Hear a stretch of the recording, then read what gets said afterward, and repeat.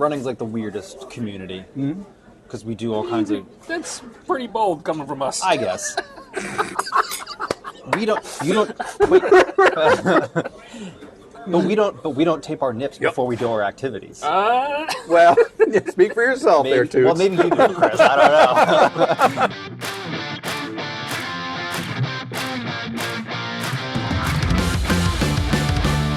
It's Whatcha Watchin, presented by Geeky and Go-Go, a show where we dive into what's currently on our screens. Big screens or little screens, size matter not here.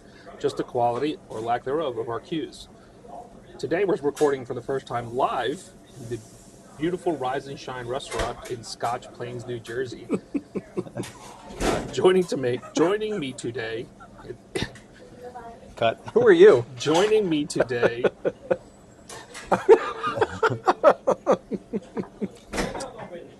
I'm Chris Nitro, and joining me today at Rise and Shine is Anthony Pizzuto and Tim Boyle. Hello. Gents, Howdy. How are you doing this week? We're good. I'm excellent. I am good. You know, we're at our favorite, and I use that term loosely, place to dine on during the week. Is it loosely or sarcastically? Maybe a little bit. It's a hybrid. Got our favorite wait staff too. Yeah, we have our exactly. But it's nice to also try for the first time a live podcast. And by live, it's not like we're live in front of a studio audience. It's we're live on location, right? Yeah, it's like We're not in our studios recording. That's why you get the sound of the smashing bathroom door behind us and the grill firing away. Right next to the grill, chopping. Lots of that noise going on. Maybe some of that get filtered out, but we'll see. That's right. Anthony feeding his face with grits. Oh, man, I love grits. Yeah. Do you like grits? I don't. What's wrong? Why don't you like grits? You know, I tried them once. I lived in Atlanta for a while. Okay. I tried them. Yeah. Not a fan. It's really like an acquired taste. Yeah, okay. I don't mind grits. I prefer them with cheese, but they have to be the right cheese, not the way they present them here with cheese. Yeah. Which is just literally slap them with a slice of American. That's gross. That is super gross. Yeah. Yeah. Cheesy grits with shrimp. Ooh, I've never had that. Oh, yeah. Okay. Next time your travels take you south, definitely get like shrimp and grits. Ooh, yummy. Okay. Yeah, highly recommend. Cool. All right, let's. Well, what about you? How's your week been? What have you been up to? I've just been busy with work, planning for this. Mm-hmm. You know, we're going back and forth trying to see if we can actually get this done. And we're getting it done. Yeah. So it's happening. I hope it turns out okay. This isn't a complete waste of audio. But in any case, I get to spend time with you guys, and I always appreciate that. So yeah, let's dive in. We'll start off with me this week, Whatcha Watchin, Chris. I actually haven't watched much other than my continuation of my Big Bang Theory journey. Mm-hmm. I'm well into season 5, still liking the show, holding strong at 4 disco balls. It's a great show. I still recommend watching it if anybody hasn't. If it's been on your queues, move it up, watch it. New though, and only a few episodes have been released, which is odd for a new series coming out, which is Bad Batch, the continuation of Bad Batch. Mm-hmm. Season 3 on Disney Plus. They released 3 episodes at the same time. So you're getting about 60 minutes of, actually no, longer. I think they were like 30 to 40 minute episodes. Nice. So you're getting over an hour's worth, maybe an hour and a half worth of the Bad Batch. Did they do that with Ahsoka or Mando, where they did the first 2 episodes at once? They do multiple episodes. This is a 3-episode release, which is weird. And then I looked at the release schedule, and a lot of the episodes are dropping like 2 at a time. Interesting. I think they're trying to get it all compressed and done before their next planned release, which we talked about in a previous episode. You know, Star Wars in 2024. Yeah. So we don't. Right? Yeah, we don't know. We don't know exactly what is coming out and when it's coming out. Mm-hmm. As far as I know, I haven't looked recently. And how many episodes is Bad Batch this season? I'm blanking. Yeah. I forgot. I remember specifically that it was supposed to end around May 2nd. So just in time for May the 4th. Okay. So I'm assuming with that end date, there's going to be another release around that time frame. I don't know what it is, or maybe they just want to clear their plate and keep May the 4th open for all that stuff. The Phantom Menace is returning into theaters in May. Yep. So maybe that's what they're doing. I don't know what their release schedule is like. I don't know what's going on that way. But that's what I remember distinctly, is that they were ending just before May the 4th. And we should all go see that in the theater. It's an awesome Star Wars movie. I definitely want to set up a group watch. Yeah. Like, try to get as many people as possible into the same theater. Didn't they do that a few... I have a distinct memory that they were going to do a whole... And this was pre-Disney acquisition. They were going to do a whole theatrical release of episodes 1 through 6. And I remember seeing episode 1 at the AMC Empire, actually, in Manhattan, in Midtown, or Times Square.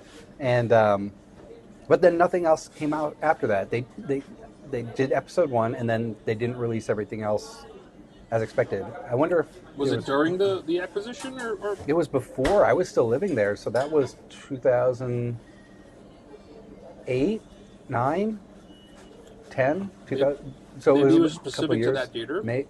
Because I don't remember that. Yeah. Okay. Maybe it was specific to the theater. I mean, because Disney owns that whole stretch of 42nd Street, so maybe that had something to do with it. The movie just gets a lot of hate, which I don't understand why. You don't understand why? Well, I mean, I can understand. I can understand why. I like it. I think it's a great Star Wars film. Yeah. I think, and maybe we should do it. Maybe that should be one of our topics. Is the staying power of the prequels? But I did a rewatch of the prequel trilogy. I think Lyra had just been born, and watching it on a big screen television, even on a Blu-ray, it's so CG heavy that it comes across as an animated cartoon. Okay. B, and so I recommend, if you haven't recently, give it a rewatch on a big screen television on Blu-ray. Phantom Menace. Phantom Menace, yeah. Well, all three of them. And then the level of goofy from the writing and even the characters is over the top. Compared to the original trilogy, like it is this one, while the 1977 was made for 12-year-old boys, this one was made for 6-year-olds. Like that's how, after a rewatch, I'm like, this is made for little kids. And you see that. It's evident in Jar Jar and all of the Gungans, in the battle droids with their goofy their very comedic and cartoony personalities, the Roger. Yeah. Like it was made for like little kids. And so that's why I'm not a huge supporter of the prequel trilogy, except for Revenge of the Sith. There's a little bit of slapstick in there, not to the degree in like Marvel films. Marvel films, it's hit you over the head kind of slapstick comedy. At least in the Star Wars, it's a little bit more subdued. I agree with you. I don't disagree. I just think it's not as in your face. Jar Jar, I think, is a very controversial character. Yeah. Depending on who you ask. But yeah, I definitely agree. There's definitely a level of comedy there. Circling back to the Bad Batch, that I follow what you're saying because it's an animated show. And they say that the Clone Wars is for kids, and it's not, right? Because there's beheadings and things like that. But we're not talking about gratuitous violence here. But the Bad Batch is a continuation of that, and you're focusing on the lovable characters. You have the hero character, you have the villain character, the clown, so to speak, with Wrecker.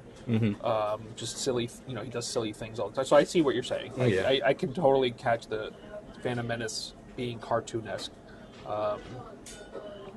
Because of the audience, that's who they're. That's who they wanted, the demographic. Yeah. We all know the toys were a huge thing back then. Yeah. Collecting all the figures and whatnot. I don't remember the toys being that big of a thing with the sequel trilogy. But I mean, it could be Yeah. our age ranges too. Like Yeah. we were much younger back then. We remembered, and the toy stores were more prevalent back then. Yeah. So it's just all encompassing stuff like that. Yeah, I see what you guys are talking about. I mean, again, back to Bad Batch. Yeah. I like the Bad Batch. Wrecker is my favorite character for those reasons. So yeah, So initial reactions to the first 3 episodes. a little slow. Okay. Yep. Interesting introductions. I don't want to spoil too much since it's very fresh. Only a couple days after, as of this recording. But yeah, I mean, I'm one of the few people that's like, just ingest all Star Wars. All Star Wars is good Star Wars. Yeah. A lot of people just don't bother with Resistance, and I tell them, no, you need to watch it. It's part of the storyline.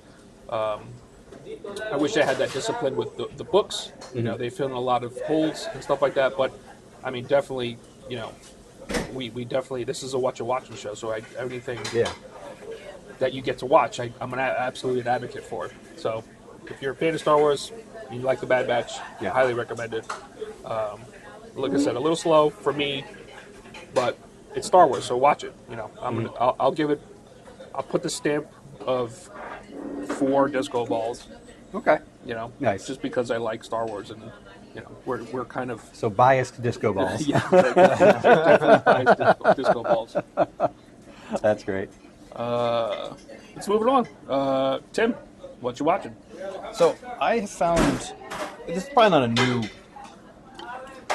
maker. Well, I don't know really what they call the maker. They're an art restoration group. I don't know, is that a company? It's called Fourth Cone Restoration. You said they were an ARC? Art. They're Art they're- restor- sorry, oh, they're- okay. They're an art studio. So Got they're an it. art studio. They're dedicated to restoration and conservation of vintage posters and fine art and collectibles. I think they're in LA. But I follow them on Instagram, and I think they recently launched a YouTube channel. And they do shorts on Instagram on how they kind of preserve photos and posters, which is really fascinating. And they do a little bit. They're short videos on YouTube, 5-6 minutes at most. But they kind of spray the posters and put them on a linen backing, so they're preserved. They also can restore images. I saw a couple instances where they removed a personalization on a Star Wars poster. So I think it was to Gary. They kind of removed it and recolored it so it looks like it's signed just by Mark Hamill. There's no personalization That's on cool. it. Some fold marks where they kind of blend those together, and it looks amazing. But the thing that caught my eye was I saw them doing a restoration of a poster for Star Wars Caravan of Courage. I don't know if you remember that movie. I do. Way back I when. recently rewatched it. Yeah. And I was like, I need to go rewatch that. But so that's going to be my Whatcha Watchin for, All right. for next nice, week. Nice. Yeah. But yeah, I would highly recommend. I'll give them 4 disco balls. Mostly because I think we're all makers here, so we can appreciate that. But I also appreciate the the preservation of history. Yeah. And So do you gravitate towards this because you want to learn something new? Do you gravitate towards it because it's kind of like one of those meditative type of things? Like, I don't know if you've ever watched those restorations where they get like the old rusty boat, and it's a ASMR, 30-minute episode where they're completely restoring it back to like what gravitates you towards it? I think the thing that gravitates me toward, one, I would never attempt this on my own. If I had a poster to send, I would be sending it to them to do professionally, because I would surely destroy whatever nostalgia or pop culture it is. I gravitated towards it, I think, one, because of the restoration component, right? They're restoring, a piece of your childhood or your memories, and you're like, hey, I remember that movie, right? Caravan of Courage, right? I have not seen that thing in years, which I'm going to go watch it now. But I just think the level of expertise and the level of, craftsmanship that they have to art, I just find it, just fascinating. And it is kind of, I'll call it mindless TV, right? You can put it on, you can eat dinner, and you don't really have to think a whole lot Sure, about right. what's going on. You just get lost in the process or Exactly. the visual process. Yeah. I agree with Tim's sentiment there. Like one of my favorite shows to watch that's mindless is How It's Made. Yep. And it's like Oh, the man. making process, Yeah. just like I said, as you said, the makers in us kind of gravitate towards that stuff, and it's like super easy. Like, oh, like, interesting how they do that. And so, How It's Made is a fantastic show. I did not watch it this week, so I'll leave that for another day. I feel like Amazon Prime has it on loop, like permanent loop. Oh, yeah. I feel like I see it, like you can watch it live. And what was the name of the channel again? Fourth Cone Restoration. Fourth Cone Restoration. Yeah, you can find them on Instagram and YouTube. Nice. Good reco. Excellent. AP, what you watching? Oh my goodness! All right, so I kicked it old school this week. So you guys know our friend Eric. I'm working on his proton pack for our Ghostbusters cosplay, and so of course that inspired me to do a rewatch of Ghostbusters. I got the collector's edition a couple years ago. It came in like a Ghost Trap packaging. It had Afterlife and all the other ones on 4K. Anyway, so I did a rewatch of Ghostbusters. I gotta say, like, there are a lot of really great movies out there, but Ghostbusters might be one of my favorite. It's definitely in the top 5 favorite films. Just, it's nostalgic, obviously, but it's a great story. The music is fantastic. The effects for 1984, 83, 84 were wonderful. The acting and performances are great. It's such a good movie. Yep. And it's funny, so one of the special features is you can watch a preview cut. And I started watching it, and what I realized is that the preview cut has zero music in it, or zero sound effects in it. It's just the actors. So it's almost like you're watching dailies. And I got through like the library scene. I was like, no, I need the full experience. The soundtrack of Ghostbusters, just the instrumental stuff, is phenomenal. Like just that, Yep. like just like all the like subtle musical cues and things. And I forget who actually. It's not Leonard. It's not. I forget who did the soundtrack, and I don't have it here quickly in front of me. But the music is great, story's great. So yeah, so I did a rewatch of Ghostbusters, and I'm further now inspired to finish off this project and do some more Ghostbuster cosplay projects. Nice. And then one I watched last night, it's been in my queue for a while. It's on Amazon Prime. Well, you didn't give it a rating. Oh, Ghostbusters? 5 shiny balls. 5 shiny disco balls for Ghostbusters. This is Ghostbusters 1, too, to be clear, right? Ghostbusters 84. Yep. So, now, question for you guys. Is Afterlife a sequel to 84, or is it a sequel to 89? Because there was Ghostbusters 1, Ghostbusters 2. Yeah, it has to be 2. Okay. Because I feel like they didn't touch on, the museum getting covered in slime or any of that stuff. They just make a reference to how... Yeah, I don't think they. I mean, I couldn't say this for sure. Yeah. I'd have to go back and dissect Afterlife. But I don't think Afterlife negated 2. Good, okay.